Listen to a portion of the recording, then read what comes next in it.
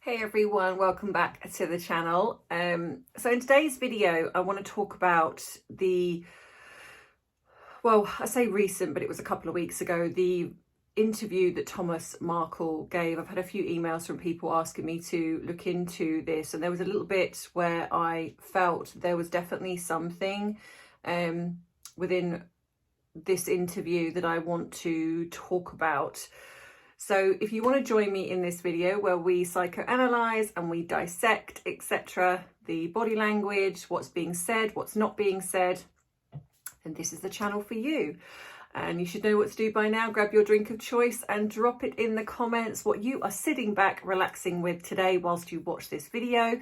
And if you want to add a little something to that drink of choice, as the flag says behind me, yeah, you've got it. It's 5 o'clock somewhere. So grab that drink and let's dive right in.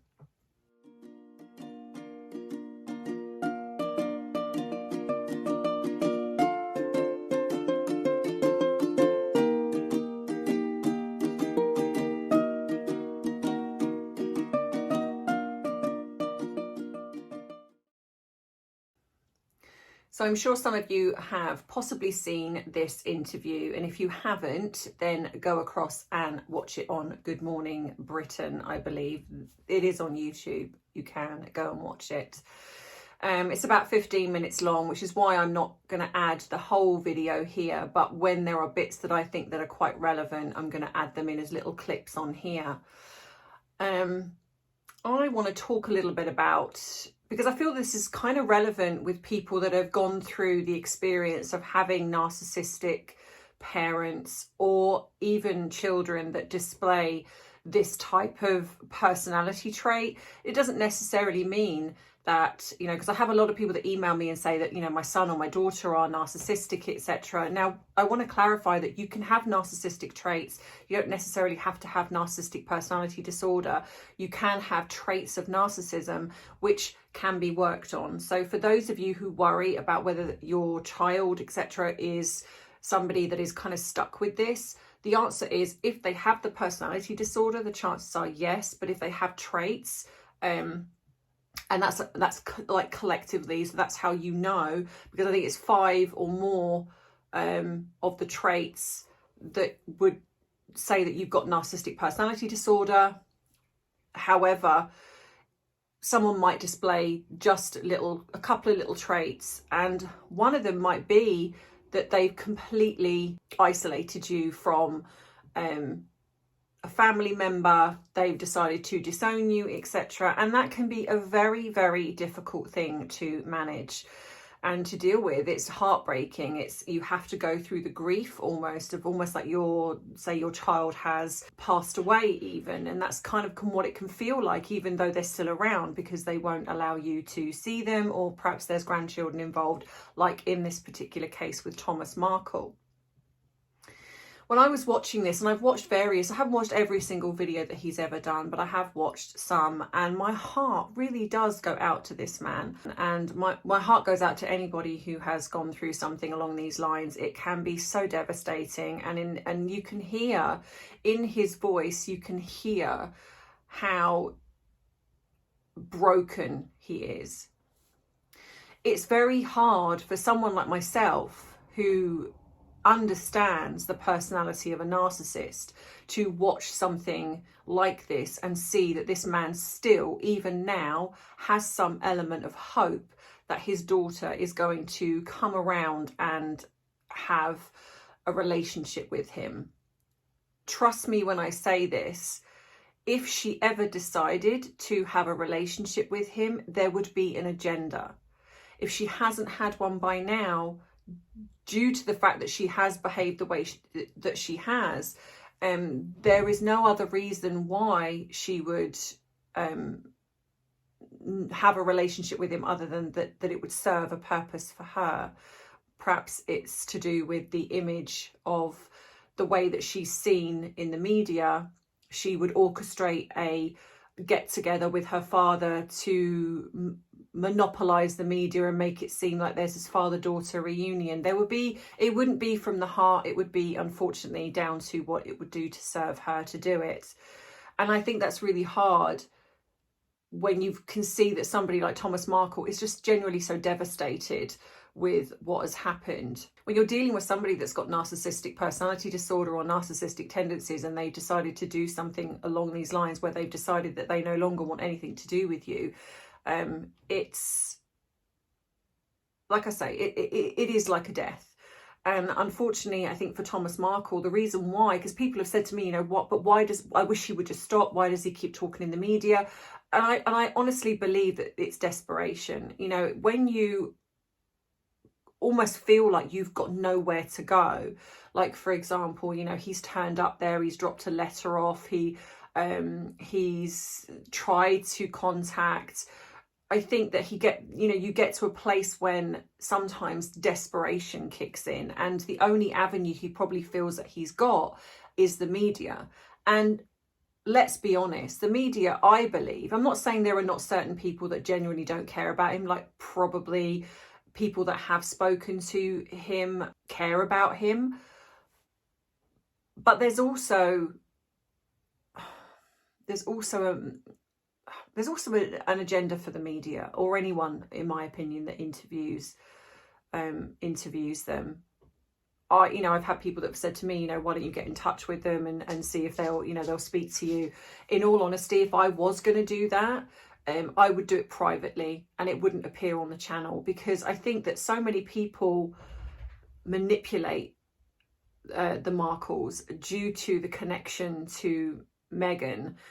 And I think that a lot of people do it because they do it perhaps under the guise that they care about them, but actually it's probably trying to get information, or perhaps they're going to be the one that's going to have something exposed and it's going to make their channel blow up, or in the mainstream media it's just getting them, you know, a platform to talk about what's going on. But it serves them a purpose as well, because they get the views. That, you know, this is a business. It's not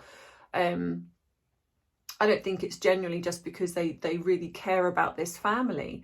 And I find that so disheartening, because I think this is the problem with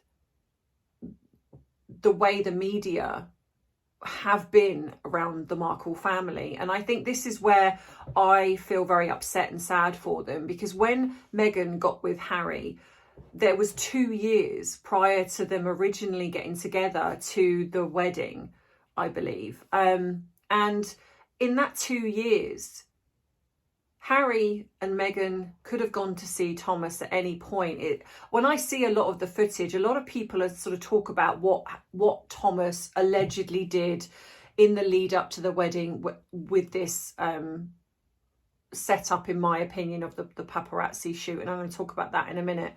But what people are forgetting was there was 2 years prior to that. 2 years where she could have introduced Harry to her father, and she never bothered. He hadn't done anything in her eyes, so to speak. Then he hadn't done anything. So why was it okay for him to meet Doria, but it wasn't okay for her to introduce Harry to him?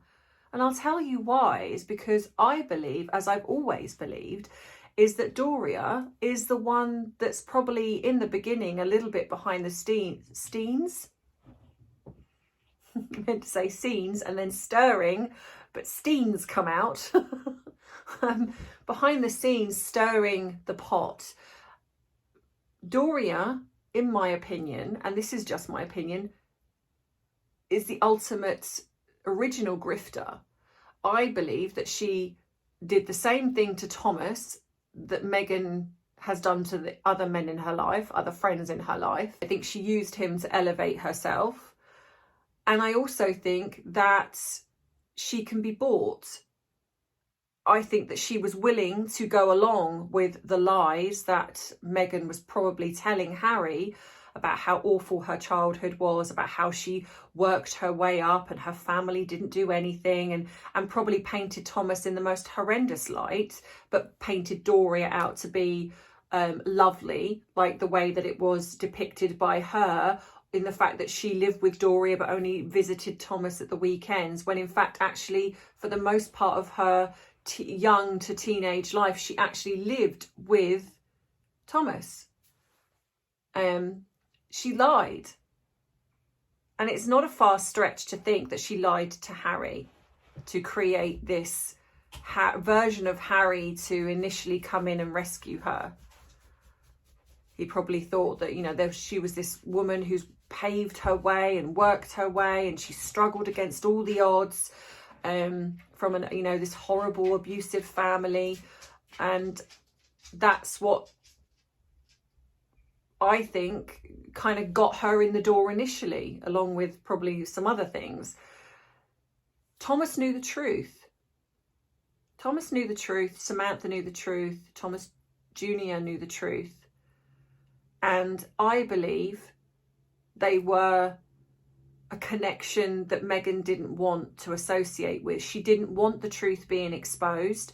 So that's why I also believe the paparazzi photographs, the setup, which is what I believe, happened because something had to happen for Thomas not to come to the wedding. I don't believe at all that she ever had any intention of her father coming to that wedding. I think that she had to make sure that the Markle family were painted out to be horrendous, so nobody would believe them. But they were then, in my opinion, left to the wolves of the media. They had zero protection. All of a sudden, they've gone from being not kind of out there in the public eye, because even though Meghan was in suits, she wasn't public enough for them to be hounded. So they were leading a relatively quiet, normal life like a lot of people do. And then all of a sudden, it's outed that she's dating Prince Harry. And of course, then what happens is then the media onslaught to the family. Doria was protected. She was brought right into the fold. But the Markle family weren't. They were left. Who does that? Who does that to their own father and family? And you have to then ask the question, which, well, I guess I asked the question, is why wasn't Doria's side of the family hounded? What happened there? And I believe something has been set up. If I'm truly honest, my opinion, I believe that some money has possibly changed hands where they have been given money to stay quiet. Because it's interesting to me that nothing has ever come out. They weren't invited to the wedding either. It was just Doria. And nothing come out. And the Markle family have been slated and trashed. So is it any wonder that they want to come out and have their say? In all fairness, who wouldn't want that? Now, whether or not some people would choose to do it is a different matter. However, I can understand that for them, the choice for them was, you know what, we're getting so slated in the media. We want to come out and we want to give our side of the story. The unfortunate thing is the media doesn't care. And they use this relationship with Meghan and her father to get the views on their, whether it be the newspapers or YouTube or whatever it is. And I find that so saddening that they're almost utilising the desperation of a man who's almost 80 years old, who suffered, is it 2 heart attacks and 2 strokes? I apologise if I got that number wrong. And you can hear in his voice that even now, after everything, he's just so desperate to have that peace before he goes. Now, I'm not going to say, now I did watch the interview, and I'm not a fan of Good Morning Britain, in all fairness. I'm not a fan of Richard Madeley. I'm not a fan of the woman, Susanna, or I think her name is. You know, I did feel that frustration, and I know that a few people have emailed me and they've said the same thing, how they felt that frustration of, you know, the way Richard Madeley was talking to Thomas, almost like, you know, your last will and testament. It's like, yes, the guy has had really serious health problems. He is struggling. He is almost 80, but almost acting like he's practically on his deathbed. It's like that, you know, he could go on to live a considerable amount of time yet. We don't know. And I just felt that frustration when I was watching it. And I don't know about you guys, whether you've seen it and you felt that too.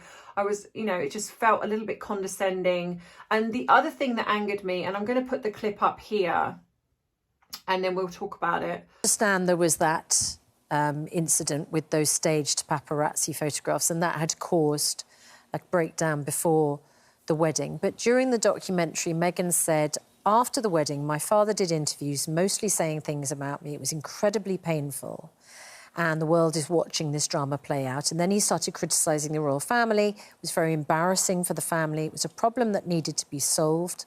And they wanted me to make it stop. And because I'd reached out to Her Majesty, I was like, this is what's going on. What do you want me to do? What advice do you have? And ultimately, it was suggested by the Queen that I write my father a letter. Now, that letter was then given by you, presumably, to the Mail on Sunday, and Meghan successfully sued the Mail on Sunday for publishing that letter. Is that not also something that's contributed to the rift? One page of the letter I released, but not the entire letter. I never released that to anyone. But you released part of it. And a very hateful letter, very hateful letter from my daughter to me. Did you ever see? And I don't deserve that. I just want to come back to my last question to you, Thomas. So yes, as you can see, the clip where he, where they talk about the letter that was sent into, is it People magazine or the Daily Mail? I can't remember now.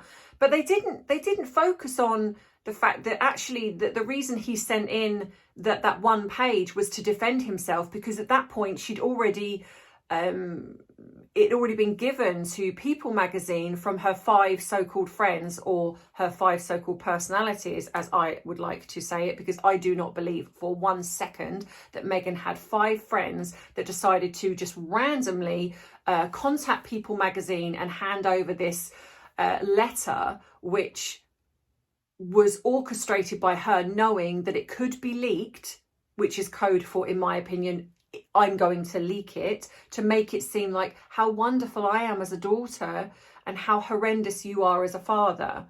And yet she never attacked those 5 friends. So let's pretend for a minute those 5 friends are real. She never come out and publicly disowned them and said, I'm absolutely disgusted that these 5 friends who I shared this intimate letter with have come out and sold it to People magazine. Absolutely disgusted. No. In fact, what she did was she allowed this letter to be published, which, don't get me started on the fact that there's no way I believe that would have been okay, and her not contacted about it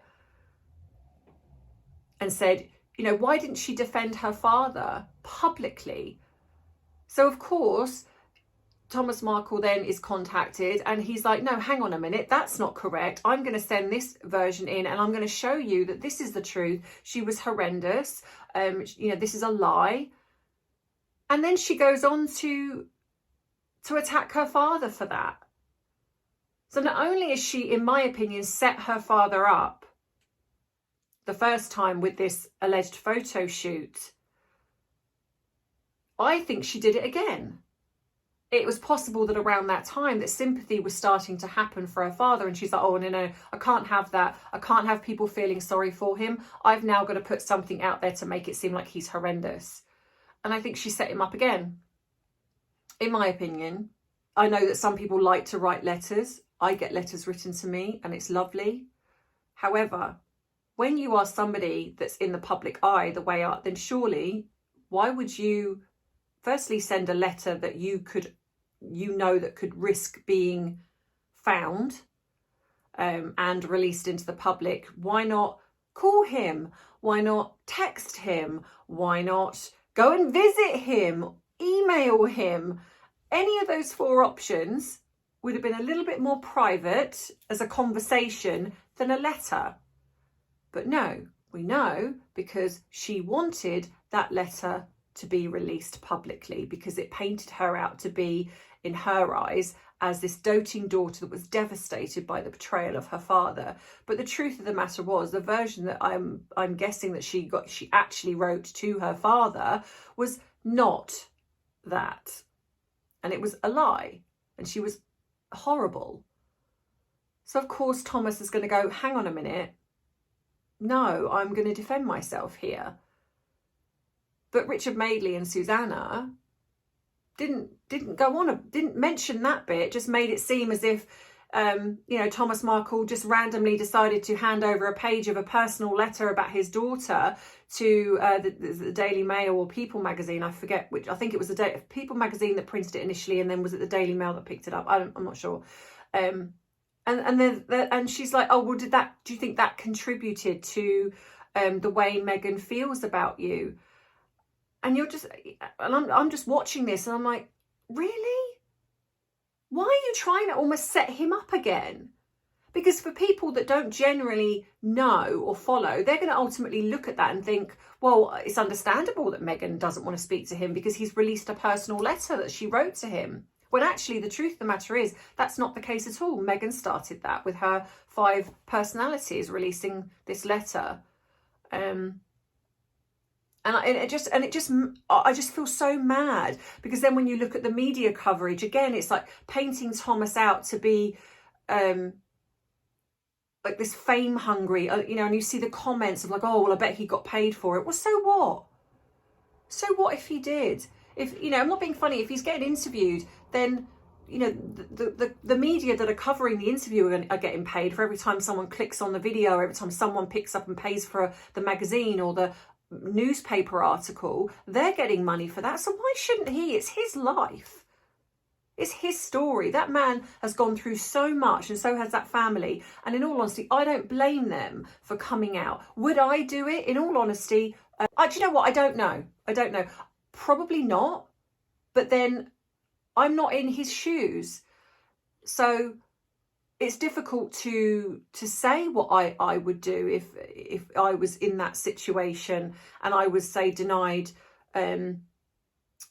one of my children and who had grandchildren, denying me seeing them. I would probably feel desperate. I think it's easy for some of these people to judge him and judge the family, but you see people all the time that put things on Facebook about their families, about people that are not speaking to their children, and they put it out publicly on Facebook or Instagram or talk about it on TikTok, etc. Well, that's the equivalent. It's just that, Meghan happens to be in the public eye. So who knows what we would do, given the fact that we feel desperate, and for Thomas Markle, he knows his health is not great, and so it is a worry for him.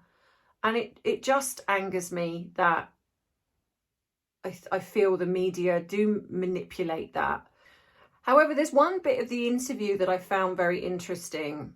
There's a minute where he's talking about the fact that he's done nothing wrong, which I agree. And even the set-up photo shoot, in my opinion, is not enough for her to behave the way that she has. My theory of, and so many has the theory of, that either she was too embarrassed by him, or what I incline to believe is that he is not someone that can be bought, and he would expose the truth of the lies that she's told to Harry, and that's why they didn't meet. So before I get into this next clip, I want to give you a promotional video. I was contacted by a company called HelloFresh. And as you know, I like to keep the things on this channel that I feel are going to benefit you. And I know that with the way the situation is at the moment, the cost of living, etc., is just horrendous. To me, this is something that I think that people could absolutely benefit from. And so, as always, I asked them to send me something so I could try it first, because if I don't like it or I don't agree with it, then I'm not going to bring it here because I can't support it and give it to you guys. But they sent me this box of, and I'm going to put the picture up here, and I was blown away by this box of what I got. And I was really surprised because I didn't expect everything to be in there. I thought, oh, they're going to send me the like all the herbs and the, you know, the vegetables, etc., but I'd have to go and buy the meat. But no, they send the meat as well. They literally send you everything. And not only that, they send you the recipe cards. They send absolutely everything for you. And so you have to buy, there's nothing you need to buy. It all comes in this box, and it's fresh. It's all in the right amounts. The recipe card gives you all of the nutritional values, everything that you need, it gives you. So I thought, you know what, I'm going to try it. And so I did this little video, and I hope that you like it. And yeah, let me know what you think. So here it is. Without further ado, here it is. So my HelloFresh has come. You get each individual meal. You got the wild rocket,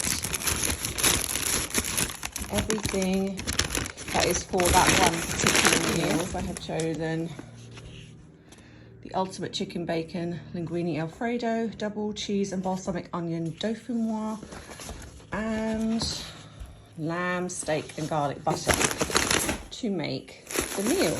And here is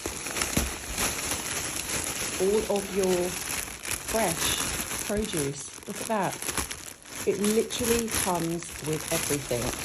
The lamb steaks, Greek feta cheese, and it's got massive ice packs in here that are literally still frozen, still solid. And you can keep these. I've had these before, and you can keep these, use them for cool boxes, etc. And they stay cold a really long time. This is just amazing. Creme fraiche, everything you need. You do not have to buy a single thing. It literally comes with everything. And it's all of your dinner and the recipes, so you literally have to do nothing. I am so excited about trying these meals. So watch this space. What's even better with HelloFresh is when you have your mum down and your mum cooks it. It's even better. So now we have potatoes on parboil, onions sliced, ready to go in. Be very careful when you are cooking with oil. There you go. Every recipe has exactly the right amount of ingredients, so there is no waste. This saves you so much time and so much money, and there's very little mess, unless I'm cooking, in which case there's a lot of mess. Garlic and mixed herbs. Literally everything you need is in this amazing little recipe card. At the minute we have one layer, which is potato, caramelized onion and Greek feta cheese. And then we're just going to pour over the sauce.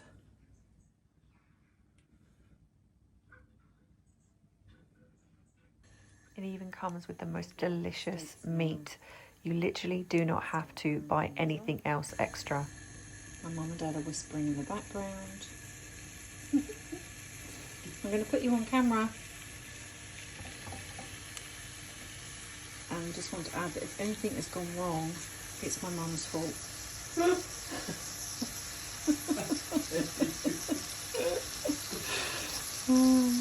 mine, I'm perfect. And Arthur is trying a bit of lamb. You want some, Arthur? Come here then. Sit.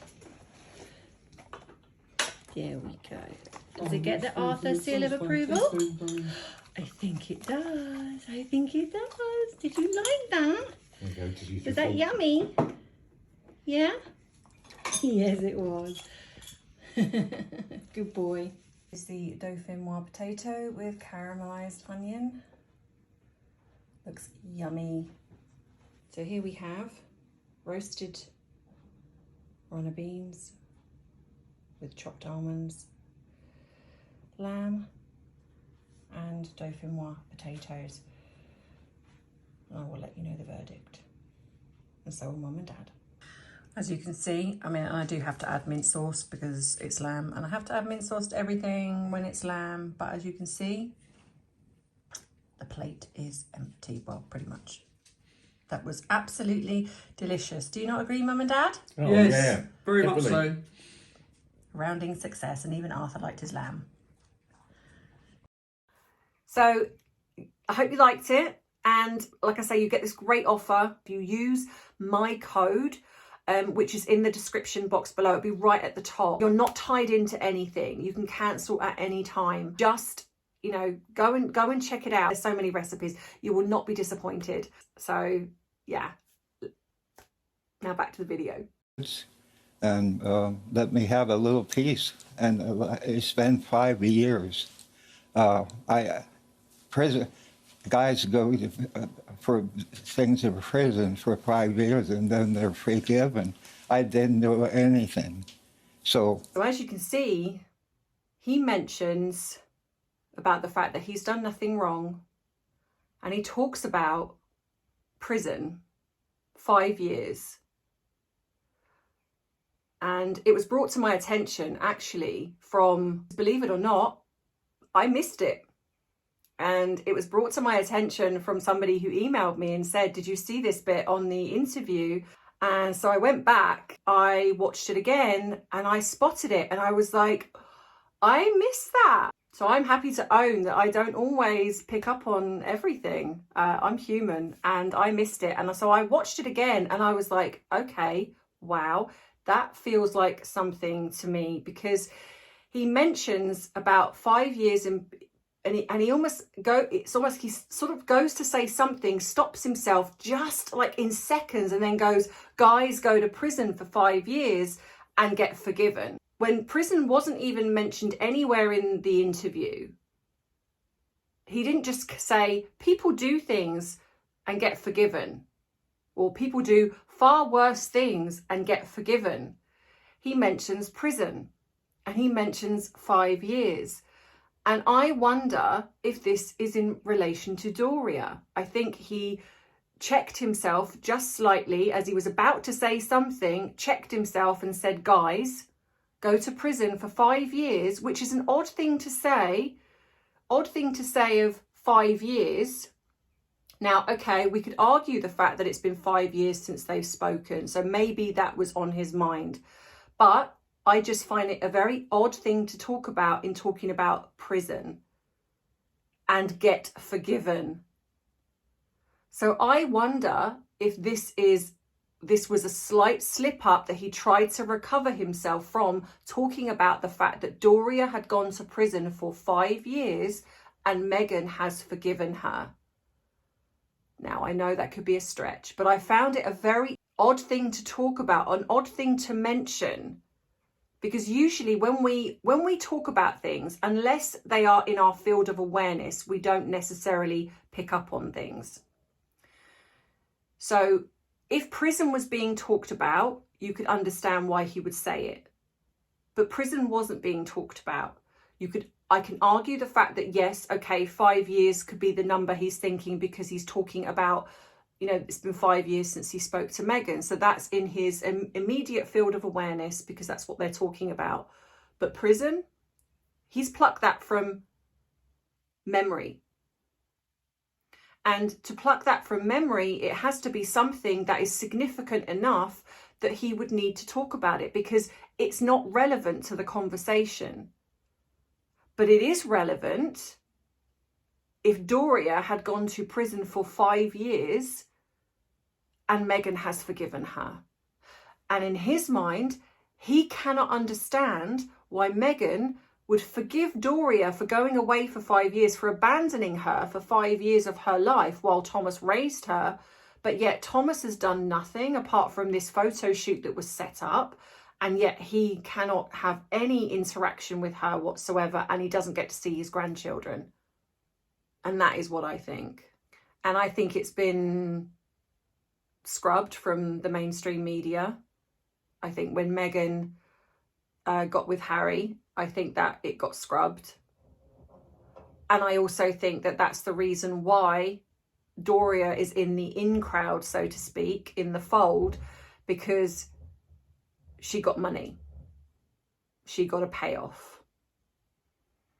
And I possibly think then within that, she gave money perhaps to her side of the family to keep them quiet. And again, I appreciate that this is theory, but this is just my opinion. And at the end of the day, when we don't know the truth, I go by my instincts. I go by the things that I see, the things that I hear, and I have my own thoughts and opinions. And this is my platform to do that. And I know a lot of you agree with me anyway. So, you know, I think that's my theory.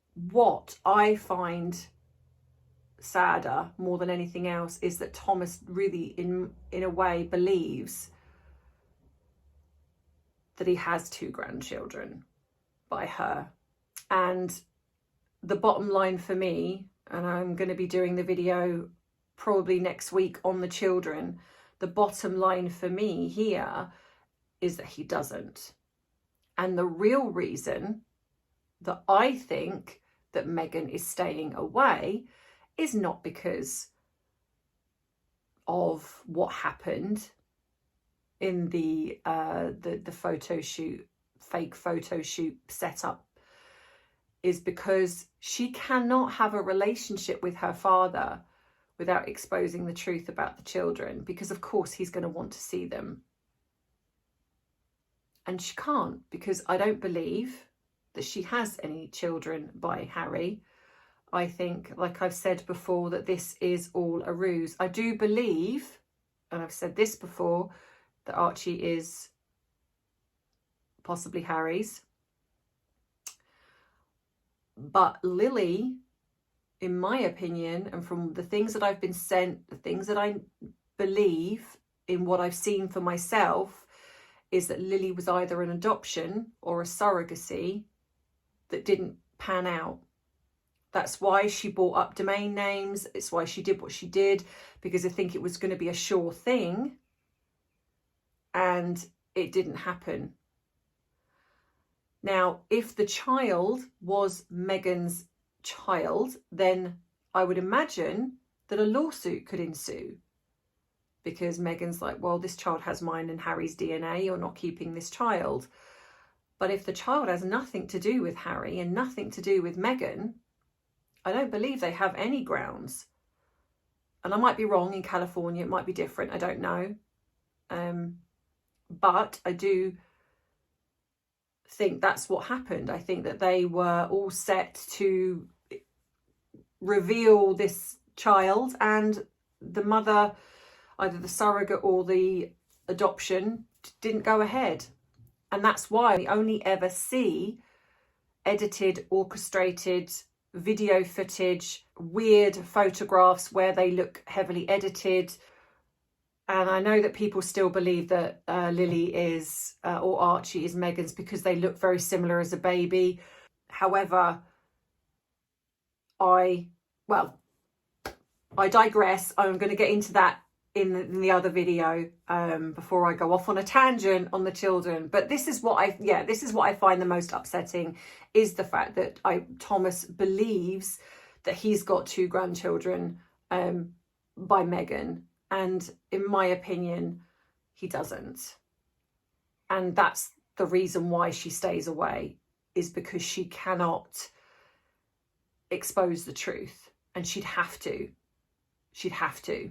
Because if she met with him, he'd be like, well, where's my grandchildren?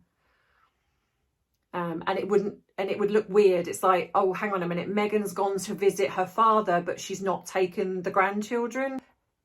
It's better for her that she stays away, because then she can still reenact this, I'm so hurt by what he's done that I'm completely staying away in every way possible. It would look weird if she then, well, I'm going to make up with my father, but you're still not seeing my children. So I think that that's why she's doing it. I think she has to. Because I do believe that by now, if there wasn't any children involved, I think she would have made up with him, not because she cares about him, but because of the photo op. Because of the optics. I think it would have created her to change in the eyes of the media. I think that's the way she would have believed it. If she'd have made up with her father, it would have been everywhere, and it would have been, oh, see, look, she is lovely after all. She's made up with her father. But she hasn't. She hasn't utilised that. And that's because she knows that she'd have to reveal the truth. And Doria is, like I say, Doria can be bought. Because with Doria, her and Meghan are very similar. It's all about the money. It's all about the connections, hobnobbing with the Kardashians, etc. That's all she cares about. So let me know what you think in the comments, as always. If you've liked this video, give it a thumbs up. If you haven't subscribed already, then please consider doing so in case you don't miss future uploads. I appreciate all of the love and support that I get from you guys. If you want to treat me to a cuppa, you can. The link is in the description box below, or it is above the subscribe button. You can join up on Rumble, Instagram. I'm also on TikTok over there as Tea and Therapy. I will be starting another TikTok over there with my coffee and celebrities. And that my PO box is in the description box below. You can write to me, or you can send me an email. My email address is there. If you haven't subscribed to my son's channel, please go across and do so. All of the links to my son's channel and my other channels, Tea and Therapy, Coffee and Celebrities, my true crime channel, which will be going live in the new year. Everything is in the description box below. Everything you possibly need is there. So in the meantime, I hope you have a wonderful weekend, whatever you are doing. And if you haven't subscribed to my Coffee and Celebrities, please go and do so, because my first video is going up tomorrow of the Norma Jean Baker video. So go and watch that and let me know what you think. But yeah, in the meantime, take care as always, as I love you, I appreciate you, but most of all, I respect you. Bye-bye.